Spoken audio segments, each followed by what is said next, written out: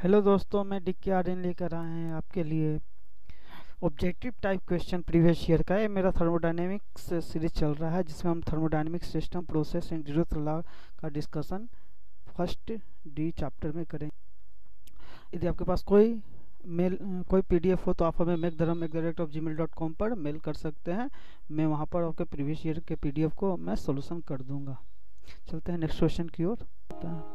Which of the following is a characteristic equation of the gas question, यानी कि real gas equation लिखना। Which of the following is a characteristic equation of the real gas. ये ideal gas रहता तो PV equal to NRT होता, लेकिन real gas के लिए P plus a PV square into V minus V into RT होता है। इसी को एन मोल के लिए इस तरह से लिखा जाए। स्लाइड को जाइए। ये बीसी ये जो है एग्जाम में आते हैं, ये वाला ये सारे एग्जाम में आते हैं किसी ऑब्जेक्टिव टाइप में, तो आप मतलब दिमाग में हमेशा रखिए। चलते हैं इसको। Molar specific heats in ideal gas depends on, तो यहाँ पर आइडियल गैस दिया हुआ है, यानी कि सीपी और सीवी का मान गिर रहा है तो ये टेम्परेचर पर डिपेंड करता है। किस पर डिपेंड करता है? टेम्परेचर पर। यही रियल गैस रहता तो प्रेशर और टेम्परेचर दोनों पर डिपेंड करता है। देखिए आइडिया ही मतलब कि सीपी सीवी का डिफिनेशन दिया गया है, क्या होता है सीपी, क्या होता है सीवी लिखा गया है। When a surface of a lake is cooled during the winter, the cooled surface water descends to the bottom as long as its temperature exceeds 4 degrees C. But when cooled below 4 degrees C, it floats at the top. Actually ये क्या कह रहा है कि हम मान लीजिए कि आपका अभी तो का टेम्परेचर जो ठंडा में है, मान लीजिए कि 20 डिग्री सेंटीग्रेड आपके पास है, और हम लोग देखते हैं कि ठंडा होता है तो इसका टेम्परेचर डिक्रीज करता है। तो टेम्परेचर डिक्रीज कर रहा है तो क्या हो रहा है? टेम्परेचर डिक्रीज कर रहा है तो क्या हो रहा है? डेंसिटी इंक्रीज कर रहा है। डेंसिटी है तो डेंसिटी इंक्रीज कर रहा है, तो डेंसिटी इंक्रीज करेगा जब 4 डिग्री से ज़्यादा रहेगा। यहाँ पर ये देखिए, यहाँ से ज़्यादा, ये जो ठंडा वाला देश है यहाँ 4 डिग्री से ज़्यादा रहेगा तो डेंसिटी इंक्रीज करेगा, तो ऊपर वाला जो फ्लोक्स वाला वाटर होगा वो नीचे चल जाएगा डेंसिटी भारी होने की वजह से। और जब 4 डिग्री के बाद वाला सिचुएशन देखेंगे, जब ये डिक्रीज करेगा तो यहाँ पर क्या डेंसिटी फिर इंक्रीज करने लगा, तो ये वाला जो नीचे वाला जो 4 डिग्री सी के बाद वो ऊपर चल जाएगा हल्का होने के कारण। वही लिखा गया है कि जब सरफेस लेक कूल होता है विंटर सीजन में, तो कूल्ड सरफेस ऑफ वाटर मतलब कि डिसेंड में डाउन हो जाता है एज लॉन्ग एक temperature excess to 4 degree C, 4 degree C के पहले। But when cooled below the 4 degree C, जब 4 डिग्री सी के बाद की बात किया जाता है तो मतलब ऊपर चल जाता है, क्योंकि डेंसिटी जो होता है डिक्रीज करने लगता है। Ice form at top of the pond is winter हो while bottom flows warmer at more than 4 degree से। सही बात है। हम लोग देखते हैं कि आइस जो रहता है टॉप ऊपर वाले पर आइस रहता है वो पॉन्ड में विंटर सीजन में रहता है और जो फ्लोट करता रहता है। तो ये भी सही है, ये भी सही है, लेकिन करेक्ट रीजन नहीं है यहाँ पर, डेंसिटी का रीजन होना चाहिए था। जो देखते हैं नेक्स्ट क्वेश्चन।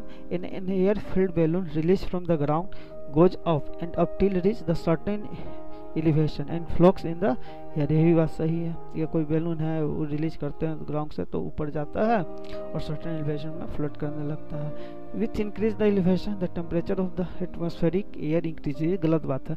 इंक्रीज करेंगे एलिवेशन तो टेम्परेचर क्या होगा? डिक्रीज करता है, प्रेशर भी डिक्रीज करता है, डेंसिटी भी डिक्रीज करता है। डेंसिटी डिक्रीज करता है, बात सही है, लेकिन ये गलत चीज़ है, यानी कि ये फॉल्स हो जाएगा, ऊपर वाला ट्रू हो जाएगा। रिड्यूस प्रेशर क्या था? Reduce pressure dimension less quantity है। ये एक्चुअल प्रेशर और क्रिटिकल प्रेशर का मतलब कि रेशियो होता है। यहाँ पर एक रिड्यूस्ड टेम्परेचर भी होता है, एक्चुअल प्रेशर और क्रिटिकल टेम्परेचर का रेशियो होता है। Highly rarefied gas is concept of the losses of validity. ये लॉसेस कंटिन्यूम का लॉस होता है। यहाँ पर जो रेरिफाइड गैस में दूर वाले गैस जो अपर एटमॉस्फेयर में जाएंगे, ऊपर जब जाएंगे तो वहाँ पर मॉलिक्यूल्स कम होते हैं, डेंसिटी कम होती है, तो कंटिन्यूम का लॉस हो जाता है। चलते हैं नेक्स्ट क्वेश्चन की ओर। If the time taken by a system to execute the process through a finite gradient is infinitely large, the process is the finite gradient. यदि प्रोसेस जा रहा है 1 से 2, फाइनाइट ग्रेडियंट है, यानी कि मतलब फाइनाइट ग्रेडियंट मीन्स इरिवर्सिबल तो होना जरूरी है। इज इनफाइनाइट लार्ज, यानी कि बहुत टाइम भी टेकन लग रहा है, यानी कि आइसोथर्मल होगा। तो यहाँ पर हम लोग आइसोथर्मल आंसर मारेंगे, रिवर्सिबल नहीं। यदि आइसोथर्मल नहीं रहता। चलते हैं नेक्स्ट क्वेश्चन की ओर। नेक्स्ट क्वेश्चन है internal energy of A system is depend on the flowing aspects. Internal energy किस पर डिपेंड करता है? मोलिकुलर वेट पर भी करता है, स्ट्रक्चर भी करता है, डिग्री मोलिकुलर एक्टिविटी पर, यानी कि यहाँ पर डी आंसर होगा, क्योंकि इंटरनल एनर्जी है मोलिकुलर एनर्जी। ये next question, the negative temperature is possible on the kelvin scale. ये बात सही है, 0 केल्विन ही सबसे निगेटिव टेम्परेचर ही होगा।